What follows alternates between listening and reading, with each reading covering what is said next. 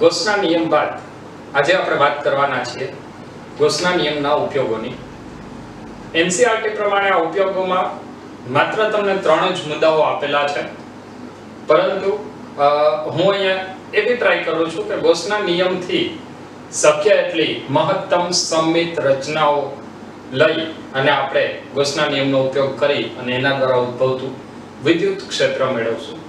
સૌથી પહેલા શરૂઆત કરીએ એક ખૂબ જ સરળ રચના, અને એ છે ગોસના નિયમનો એનસીઆરટી પ્રમાણેનો ઉપયોગ નંબર 1. નિયમિત સંમિત રચના ધરાવતા નિયમિત વિદ્યુતભારની રેખીય ઘનતા ધરાવતા તાર વડે ઉદ્ભવતું વિદ્યુત ક્ષેત્ર. અનંત લંબાઈના સંમિત વિદ્યુતભાર વિતરણ ધરાવતા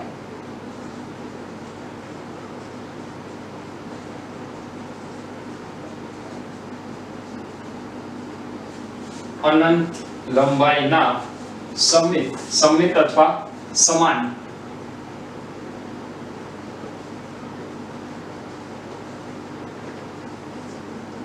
વિદ્યુતભાર વિતરણ ધરાવતા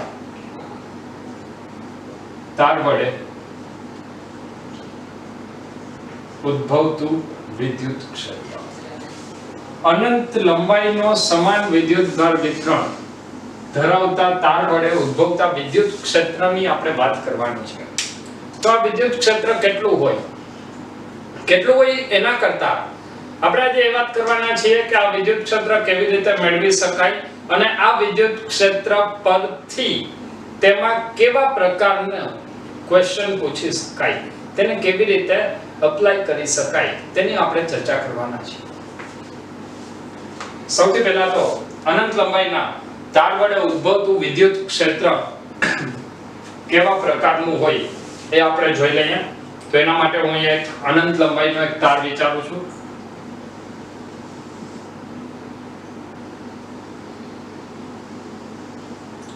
માની લે કે આ એક અનંત લંબાઈનો તાર છે. આ તાર ઉપર વિદ્યુતભારનું વિતરણ સમાન રીતે કરેલું છે. હવે આ તારથી કોઈ r જેટલા અંતરે એક બિંદુ આવેલું છે.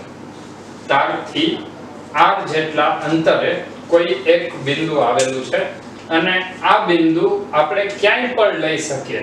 માની લઈએ કે હું તારના આ ભાગની વાત કરું છું, તો ત્યાંથી r જેટલું અંતર અને ત્યાંથી એક બિંદુ, એટલે એ તમે આવી રીતે કોઈ પણ જગ્યાએ લઈ શકો. ક્લિયર છે? તો તારથી આ દરેક બિંદુ પરનું અંતર કેટલું આવશે? r જેટલું. મતલબ આવા કોઈ બિંદુની હું વાત કરું છું. હવે આ બિંદુએ વિદ્યુત ક્ષેત્ર કેટલું હોય? જો એ વિદ્યુત ક્ષેત્ર શોધવું હોય તો વિદ્યુત ક્ષેત્ર શોધવા માટે સૌથી પહેલા આપણે થોડી એવી થિયરીની શરૂઆત કરીએ. એની પહેલા થોડી એવી બેઝિક ચર્ચા કરી લઈએ. તો જો આ વિદ્યુતભારને કારણે અહીંયા જે બિંદુની આપણે વાત કરીએ છીએ એ બિંદુએ જે વિદ્યુતભાર છે એને કારણે વિદ્યુત ક્ષેત્ર ધન વિદ્યુતભાર છે, એટલે ત્રિજ્યાવર્તી બહાર તરફ હોય. પરંતુ જો તમે એની જસ્ટ ઉપર ને એની જસ્ટ નીચેના બે વિદ્યુતભાર વિચારશો તો એ બંને વિદ્યુતભારનું વિદ્યુત ક્ષેત્ર કંઈક એ તરફની દિશામાં હોય, કારણ કે વિદ્યુત ક્ષેત્રની ક્ષેત્ર રેખાઓ બધી જ દિશામાં પ્રસરે છે. આનો મતલબ એવો થાય કે જો અહીંયાથી x અંતરે અથવા કોઈ એક અંતરે હું એક વિદ્યુતભાર વિચારું અને એટલો જ ઉપર બીજો એક વિદ્યુતભાર વિચારું, તો આ બંને વિદ્યુતભારને કારણે આ બિંદુએ જે વિદ્યુત ક્ષેત્ર મળશે એ વિદ્યુત ક્ષેત્ર અલગ અલગ દિશામાં મળે. આટલી વાત ક્લિયર છે? પરંતુ આ બંને વિદ્યુત ક્ષેત્રનો એક ઘટક એકબીજાની અસર નાબૂદ કરશે. ઠીક છે? આ જે ઘટક છે એ એકબીજાની અસરને નાબૂદ કરશે. પરિણામે વિદ્યુત ક્ષેત્ર કઈ દિશામાં મળશે? ત્રિજ્યાવર્તી દિશામાં બહાર તરફ. અને એટલા માટે આપણે આગળ થિયરીમાં જે વાત કરવાના છીએ એની અંદર સૌથી પહેલો મુદ્દો આપણે એ લેશું કે અનંત લંબાઈના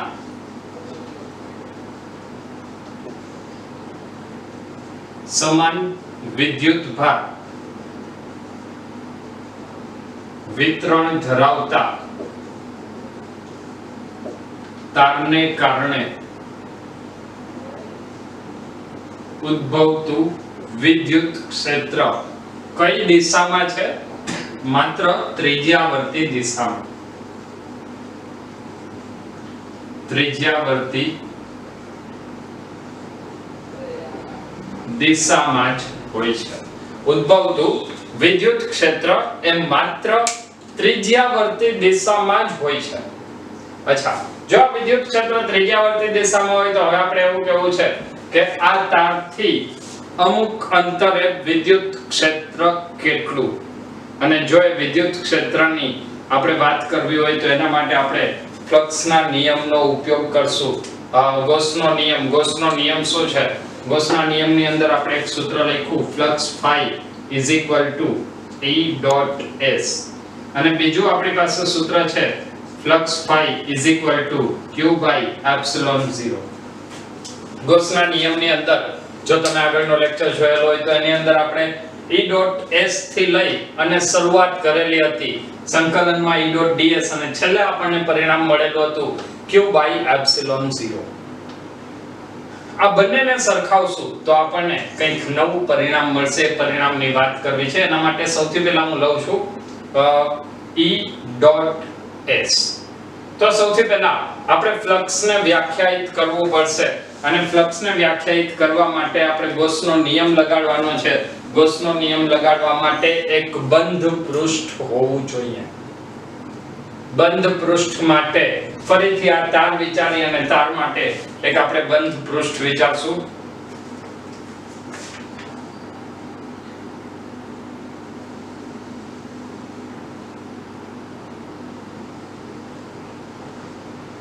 માની લે કે આ એક તાર છે. તાર અનંત લંબાઈનો છે. આ તાર ઉપર વિદ્યુત ભારનું સતત વિતરણ છે. હવે આ તાર ઉપર આપણે ગૌસિયન પૃષ્ઠ વિચારવાનું છે. એ ગૌસિયન પૃષ્ઠ કેવી રીતનું લેશું? તો માની લઈએ કે ગૌસિયન પૃષ્ઠ જે આપણે લઈએ છીએ એ એક નળાકાર આકારનું છે. ગૌસિયન પૃષ્ઠ આપણે નળાકાર લીધેલું છે,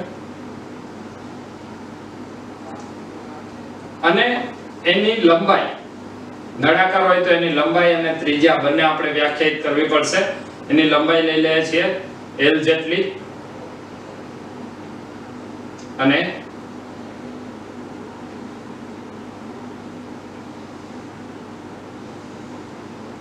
એની ત્રિજ્યા કેટલી આવશે? R જેટલી. ઠીક છે. આવું એક નળાકાર ગૌસિયન પૃષ્ઠ આપણે લીધેલું છે. હવે આ ગૌસિયન પૃષ્ઠ માટે ફરીથી અહીંયા હું વ્યાખ્યાયિત કરી દઉં છું. એની લંબાઈ કેટલી છે નળાકારની? L જેટલી, અને એની ત્રિજ્યા કેટલી છે? R જેટલી.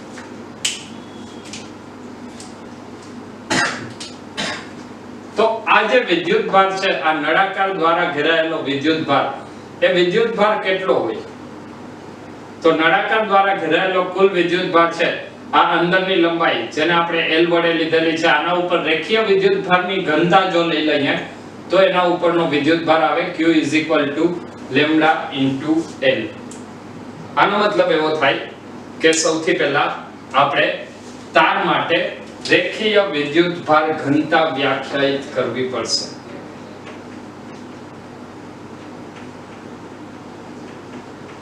તાર પરના વિદ્યુતભારની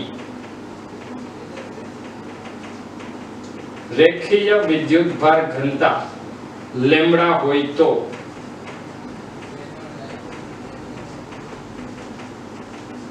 આકૃતિ પરથી ચલો સૌથી પહેલું સૂત્ર આપણે ગૌસના નિયમનો ઉપયોગ કરીને લખીએ Q / epsilon 0. Q / epsilon 0 તો અહીંયા Q બરાબર શું આવશે? Lambda into L by epsilon 0 એટલે ફ્લક્સ નું આપણને સૂત્ર મળશે lambda into L by epsilon 0. હવે બીજું સૂત્ર લઈએ. બીજું ફ્લક્સ નું સૂત્ર શું આવશે? તો બીજું ફ્લક્સ નું સૂત્ર આપણે લખવું હોય તો આપણી પાસે છે E.S. ચલો બીજું સૂત્ર લખીએ ફ્લક્સ નું. ફ્લક્સ phi E.S એટલે અહીંયા લખાય E.S cos θ. E.S એટલે ક્ષેત્રફળ. આ નળાકારનું ક્ષેત્રફળ કેટલું થાય? તો નળાકારનું ક્ષેત્રફળ આવશે પરિઘ એટલે 2πr એને ગુણ્યા લંબાઈ એટલે 2πrl ઇન્ટુ cos 0. જો અહીંયા તમારે ફ્લક્સ નો વિચાર કરવો હોય તો ફ્લક્સ કઈ સપાટીમાંથી લેશો? નળાકારની વક્ર સપાટીમાંથી. તો જે વક્ર સપાટી છે વક્ર સપાટીનું ક્ષેત્રફળ કેટલું? 2πrl એટલે આપણે લખ્યું E 2πrl એટલે S અને cos 0. cos 0 શા માટે? ચલો એની એક વખત વાત કરી લઈએ. તો અહીંયા જે વિદ્યુતભાર છે વિદ્યુતભાર નું વિદ્યુત ક્ષેત્ર કઈ દિશામાં છે? આપણે હમણાં જ વાત કરી ત્રિજ્યાવર્તી દિશામાં બહાર તરફ.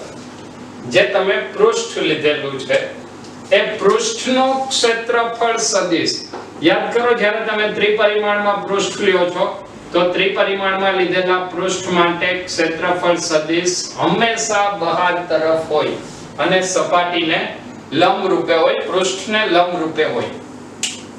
તો આ E.S માં થીટા કેટલો થાય? થીટા આવશે 0 અને cos 0 ની કિંમત થાય 1. આનો મતલબ આપણને ફ્લક્સ નું બીજું સૂત્ર મળશે. Flux phi E into 2πrl. સમીકરણ નંબર 2. ચલો ક્લિયર છે આટલું? હવે ફરીથી આપણે આગળ વધીએ. સમીકરણ નંબર 1 અને 2 બંનેને સરખાવી નાખીએ.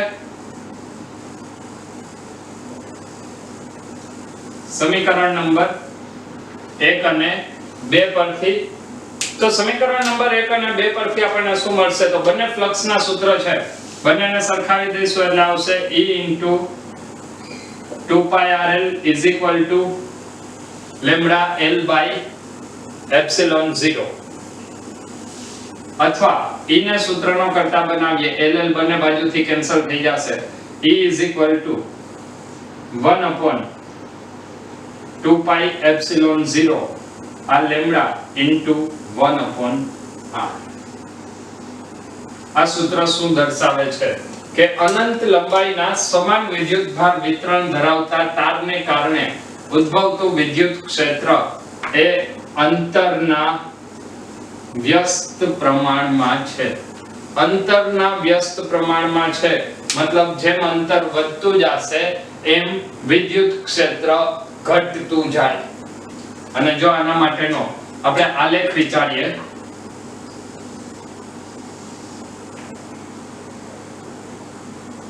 વિદ્યુત ક્ષેત્ર અને અંતરનો, તો એ આલેખ આપણને કેવી રીતનો મળશે? તો માની લઈએ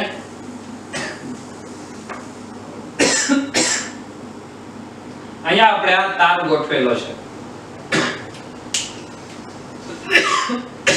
જેમ તમે દૂર જાશો એમ અંતર વધતું જાય, અંતર વધતું જાય એમ વિદ્યુત ક્ષેત્ર ઘટતું જશે. તો આ તમને જે આલેખ છે એ આલેખ કંઈક આવી રીતનો મળશે. અનંત લંબાઈના તારને કારણે ઉદ્ભવતા વિદ્યુત ક્ષેત્રનો આલેખ આપણને કંઈક આવા સ્વરૂપનો મળશે. આપણને છેલ્લે સૂત્ર મળ્યું અનંત લંબાઈના તારને કારણે ઉદ્ભવતું વિદ્યુત ક્ષેત્ર કેટલું હોય? E is equal to lambda upon 2 pi epsilon 0 1 upon r.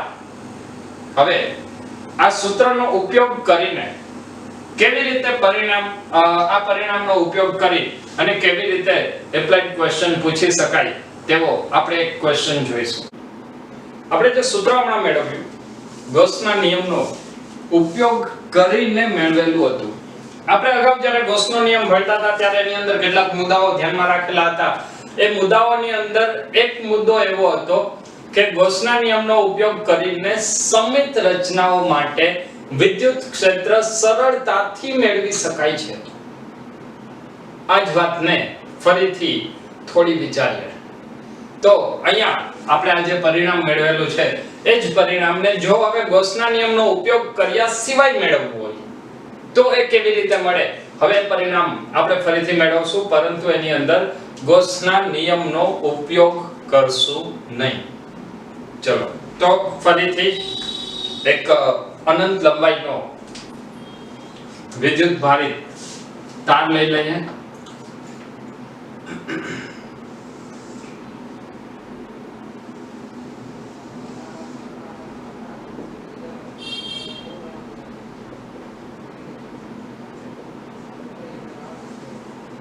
આ તાર અનંત લંબાઈનો વિદ્યુત ભારિત તાર છે. તારથી y જેટલા લંબ અંતરે કોઈ એક બિંદુ P આવેલું છે.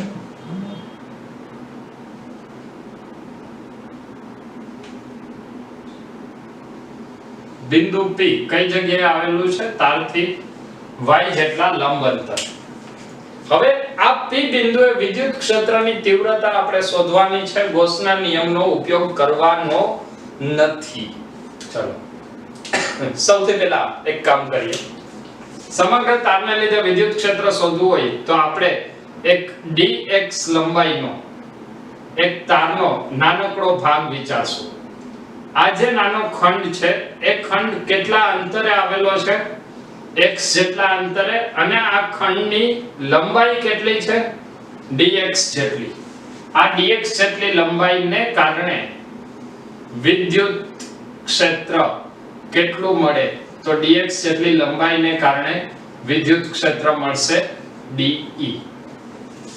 જો આ વિદ્યુત ક્ષેત્ર dE હોય અને આપણે આ તરફ જો કોણ થીટા લઈએ તો આ dE ના ફરીથી બે ઘટકો મળશે. હવે જે dE ના બે ઘટકો મળશે એ બે ઘટકોની અંદર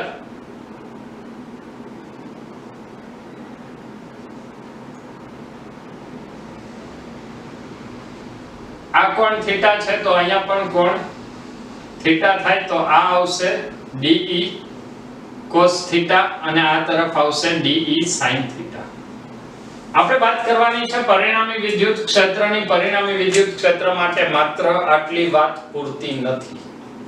તમે ડાયરેક્ટ dx લઈને એનું સંકલન કરીને પરિણામ મેળવશો એ વાત સાચી છે, પરંતુ આ જેમ તમે અહીંયા x અંતરે લીધું એવી જ રીતે આ તરફ પણ જો તમે x અંતરે એક નાનો એવો પ્રવાહ ખંડ વિચારો, જે ખંડની લંબાઈ પણ કેટલી છે? dx જેટલી. કેટલા અંતરે આવેલો છે? y થી x જેટલા અંતરે. તો અહીંથી ફરી પાછું આ dx ને કારણે એક વિદ્યુત ક્ષેત્ર મળશે. આ વિદ્યુત ક્ષેત્ર કયું? dE.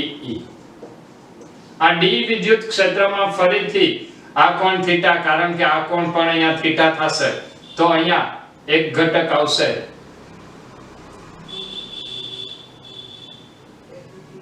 dE cos થીટા અને એક ઘટક આવશે dE sin થીટા.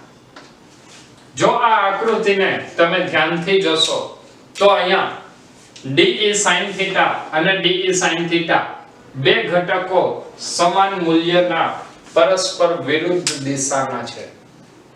મતલબ કે બંને ઘટકો એકબીજાની અસર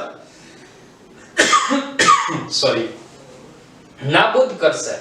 જો આ બંને ઘટકો એકબીજાની અસર નાબૂદ કરે તો હવે પરિણામી વિદ્યુત ક્ષેત્ર આ dx ને કારણે p બિંદુએ પરિણામી વિદ્યુત ક્ષેત્ર કેટલું મળવાનું છે? માત્ર dE cos થીટા જેટલું. આ વાત ક્લિયર છે? અચ્છા, હવે ફરીથી આપણે સૌથી પહેલા વિદ્યુત ક્ષેત્રની શરૂઆત કરીએ. તો હું કોઈ પણ એક બાજુના dx ને લીધે વાત કરું છું. dx ખંડને કારણે p બિંદુએ, p બિંદુ ક્યાં આવેલું છે? તારથી લંબ y અંતરે આવેલા બિંદુ p એ વિદ્યુત ક્ષેત્ર કેટલું DE હોય તો જો આ વિદ્યુત ક્ષેત્ર DE હોય તો DE બરાબર સૂત્ર શું આવશે તો આપણે લખશું DE બરાબર 1/4πε0 અથવા એને હું k વડે લખું છું તો DE બરાબર k dq r². r એટલે અંતર તો dx થી બિંદુ p નું અંતર કેટલું છે r જેટલું. અચ્છા આ dx છે એ dx ઉપર વિદ્યુત ભાર કેટલો dq જેટલો. તારની રેખીય વિદ્યુત ભાર ઘનતા કેટલી લેમ્ડા જેટલી. તો અહીંયા હું ફરીથી થોડી કિંમતો મૂકું છું. DE k dq એટલે લેમ્ડા dx r². r એટલે x² + y² નું વર્ગમૂળ અને r² એટલે x² + y². પરંતુ આપણે વાત શું કરી કે સાઈન ઘટક એકબીજાની અસર નાબૂદ કરે છે અને પરિણામી વિદ્યુત ક્ષેત્ર માત્ર કોસ ઘટકને લીધે છે એટલે આપણે અહીંયા શું લખવું પડશે DE k lambda dx x² + y² cos θ. ચલો આટલું ક્લિયર છે.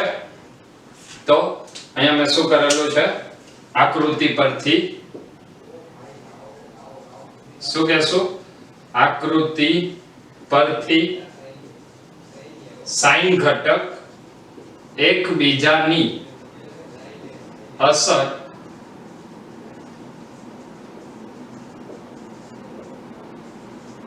નાબૂદ કરે છે.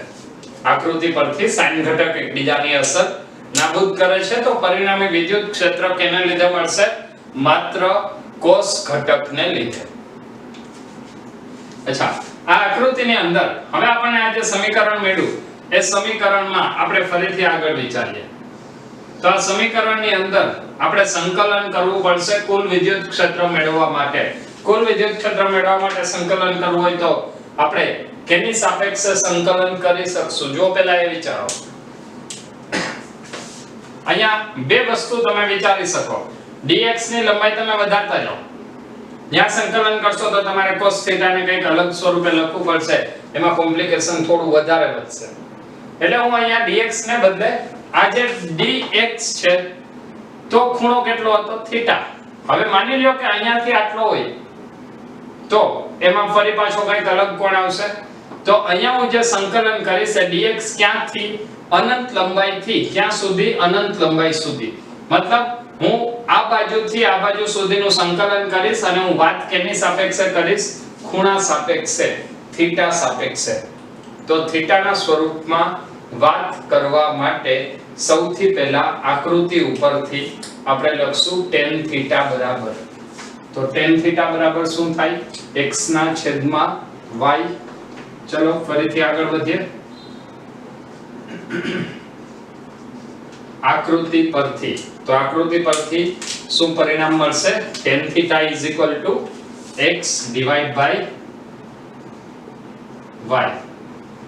ક્લિયર છે.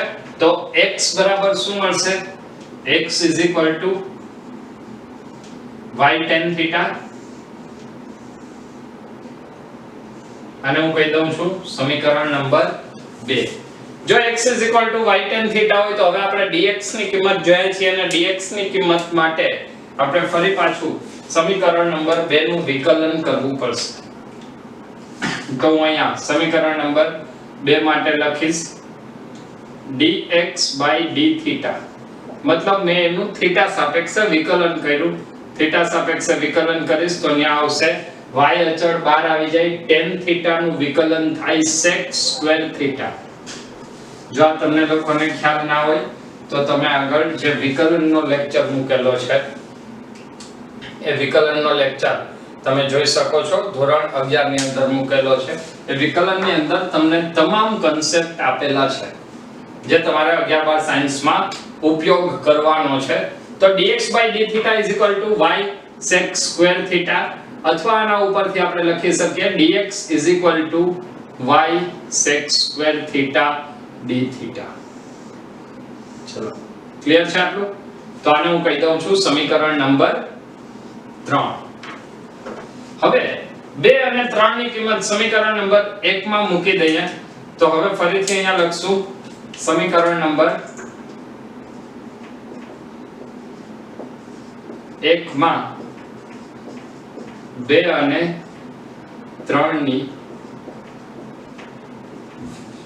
કિંમત મુકતા માસી ચલો 1 ની અંદર 2 અને 3 ની કિંમત મૂકી દે 2 અને 3 ની કિંમત મૂકશું તો આ શું આવશે de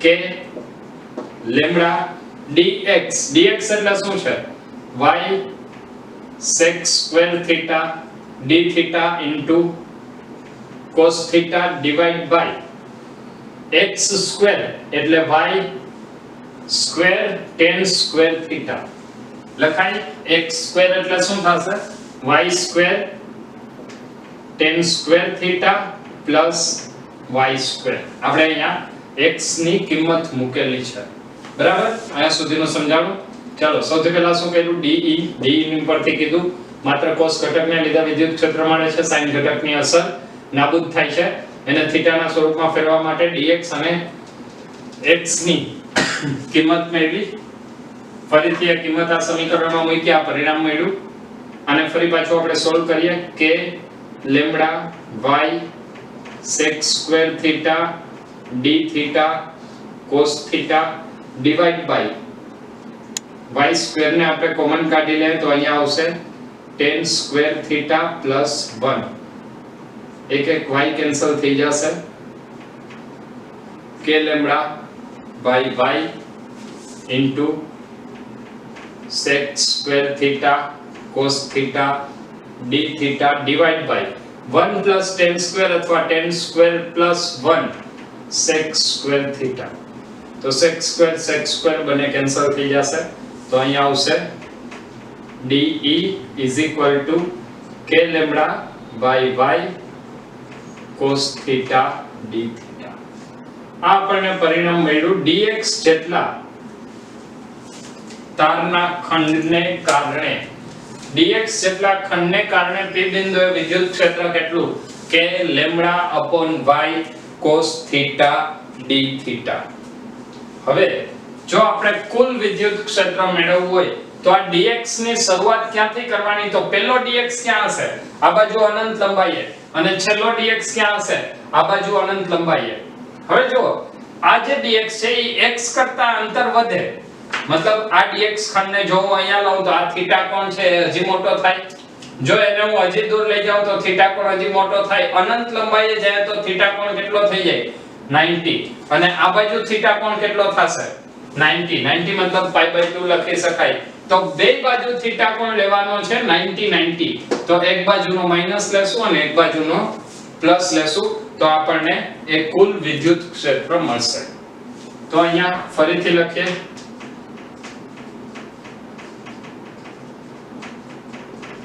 कुल विद्युत क्षेत्र E હોય તો E કેવી રીતે મળશે સંકલનમાં DE પરથી ચલો તો સંકલનમાં DE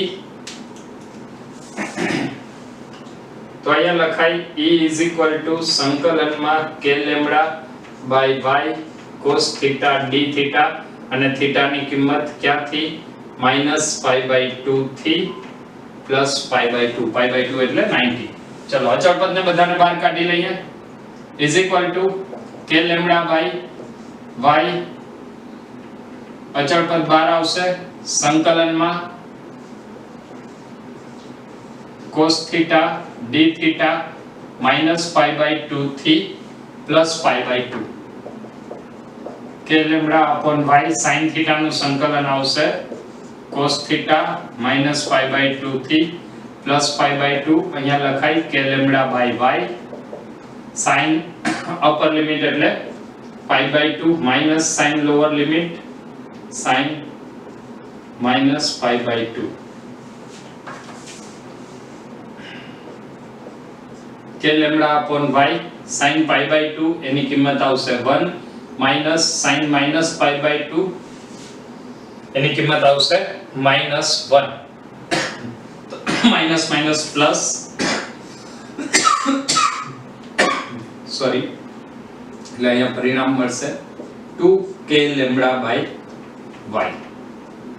જો આપણે આગળ આવું જ પરિણામ મેળવેલું હતું વિદ્યુત ક્ષેત્ર, ત્યાં અંતર આપણે r લીધેલું હતું, અહીંયા અંતર y લીધું છે, તો ફરીથી આ પરિણામમાં k બરાબર જો 1/4 પાઈ એપ્સિલોન 0 મૂકીએ તો 1/4 pi epsilon 0 2 lambda by y, બે ઉડી જશે તો E lambda by 2 pi epsilon 0 into 1/i.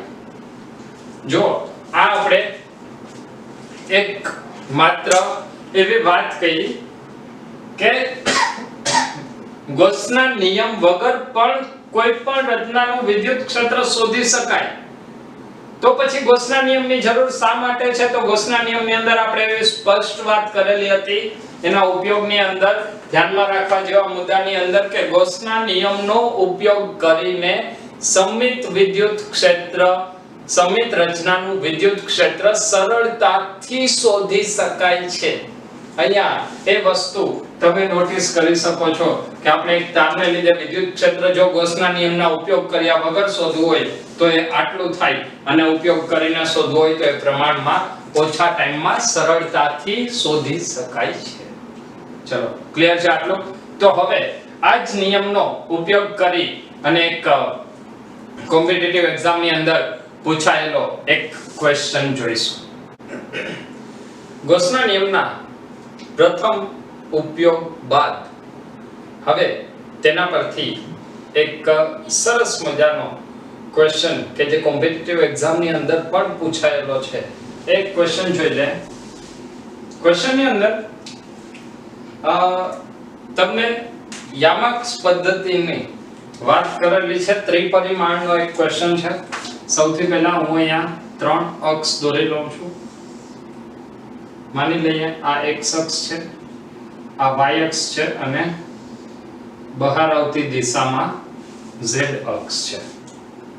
હવે xz સમતલમાં એક પૃષ્ઠ રાખેલું છે. પૃષ્ઠ કયા સમતલમાં રાખેલું છે? xz સમતલમાં. અને આ પૃષ્ઠ માટે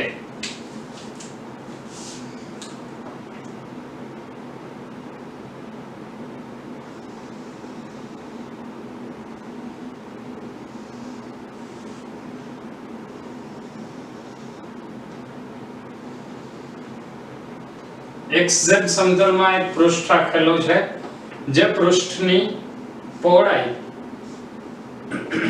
a જેટલી છે અને લંબાઈ l જેટલી છે. આ પૃષ્ઠ કયા સમતલમાં છે? xz સમતલમાં. હવે આ પૃષ્ઠથી y અક્ષ પર x ને સમાંતર, मतलब પૃષ્ઠને લંબ √3/2a જેટલા અંતરે એક તાર રાખેલો છે. એટલે અહીંયા ક્યાં એક તાર છે, આ તારનું લંબ અંતર √3/2a છે અને આ તાર પર રેખીય વિદ્યુતભાર ઘનતા લેમ્બડા છે. હવે તમને ક્વેશ્ચન એવો પૂછેલો છે કે x અક્ષ થી √3/2a જેટલા અંતરે એક તાર આવેલો છે. આ તારને કારણે આપેલા પૃષ્ઠ સાથે સંકળાયેલ વિદ્યુત ફ્લક્સ શોધો. આ તારને કારણે આપેલા પૃષ્ઠ સાથે સંકળાયેલ વિદ્યુત ફ્લક્સ શોધો. જો સૌથી પહેલા તો આ તાર છે, એ તારની થોડું તમારે અહીંયા ત્રિપરિમાણમાં વિચારવું પડશે, બરાબર? તો આ તારની, આટલા તારની જે લંબાઈ છે એ લંબાઈ કેટલી આવશે? l. આટલું ક્લિયર છે? હવે તમારે એક એવું વિચારવું પડશે કે આ તારથી આ જે અંતર છે, આ બિંદુથી આ અંતર,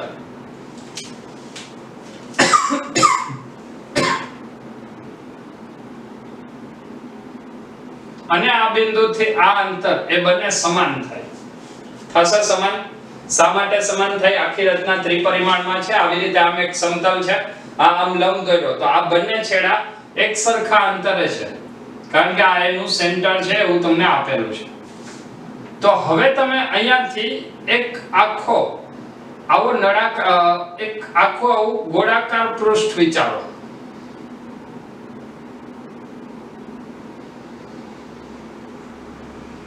બરાબર, ચલો એ પૃષ્ઠ માટે આ આકૃતિમાં થોડું કોમ્પ્લિકેશન વધી ના જાય એટલા માટે હું એક અલગથી આકૃતિ દોરી અને તમને સમજાવું છું. હવે આપણે જે ગૌસિયન પૃષ્ઠ લેવાનું છે, ગૌસિયન પૃષ્ઠ કયું લેવાનું છે? તો એ આપણે નળાકાર પૃષ્ઠ લેશું, જેમ આપણે પ્રથમ ઉપયોગમાં જે વાત કરેલી છે એવી જ રીતે એક નળાકાર ગૌસિયન પૃષ્ઠ લઈએ.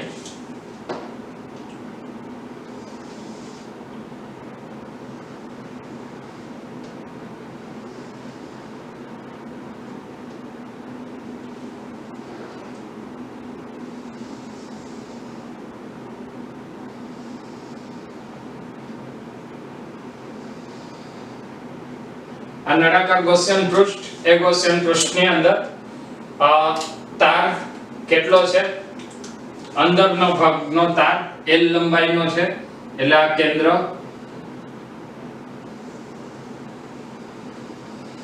નળાકારની અક્ષ ઉપર આ તારની કેટલી લંબાઈ છે? નળાકારમાં L લંબાઈ, મતલબ આ થશે L.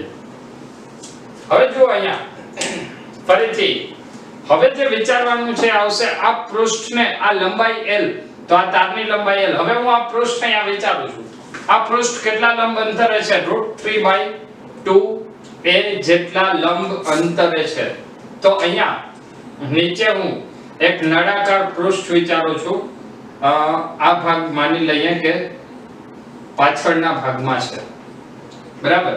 તો અહીંયાથી હું એક નળાકાર પૃષ્ઠ વિચારું છું.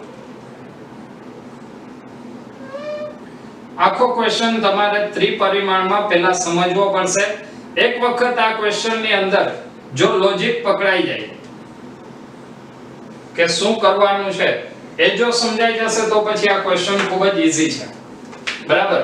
ઉપર મેં જે સમતલ દોરેલું છે એ જ સમતલ મેં અહીંયા આકૃતિમાં દોરેલું છે. જો એ સમતલમાં આ લંબાઈ કેટલી છે? a જેટલી. આ લંબાઈ કેટલી છે? l જેટલી, બરાબર? તો આ છે a અને આ છે l. ચલો હવે લંબ અંતર કોને કહેશું? તારથી આના સેન્ટરનું અંતર. તો એ અંતર કેટલું છે? √3/2a. આ જે અંતર છે એ અંતર છે √3/2a. અચ્છા, તો આ આખા તારની આ બાજુની લંબાઈ કેટલી? આ પૃષ્ઠની a, તો આ લંબાઈ તો આ અડધી લંબાઈ થાય. તો હવે હું વાત કરું છું અડધા પૃષ્ઠની લંબાઈ કેટલી થશે? a/2. જો એ લંબાઈ a/2 હોય તો આના ઉપરથી હવે આપણે થીટા કોણ વિચારીએ. આવું એક હું ત્રિકોણ લઉં છું, તો આ કોણ થીટા કોણ થશે અને આ કાટખૂણો આવશે, બરાબર? જો અહીંયા થીટા કોણ લઉં તો આ ત્રિકોણ કાટકોણ ત્રિકોણ થાય. સામેની બાજુ a/2, પાછળની બાજુ √3a/2. તો અહીંયા લખાય આકૃતિ પરથી સૌથી પહેલું પરિણામ હું અહીંયા લખું છું. આકૃતિ પરથી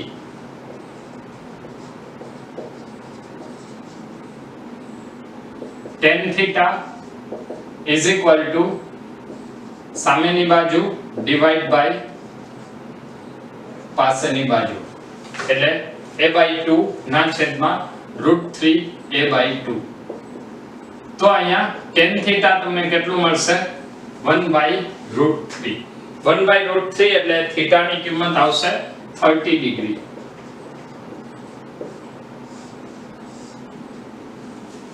થીટાની કિંમત કેટલી મળી?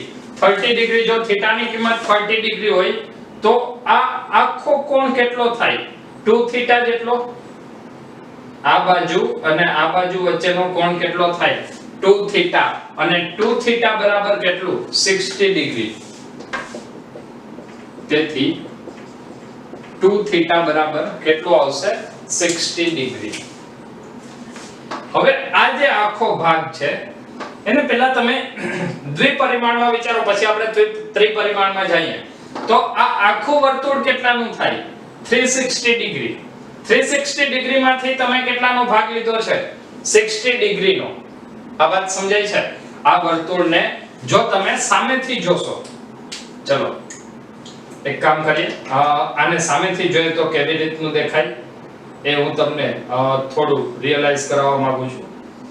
આ આખું વર્તુળ છે, આ એનું કેન્દ્ર. આપણે કેટલા કોણની વાત કરેલી છે 60 ડિગ્રીના કોણની.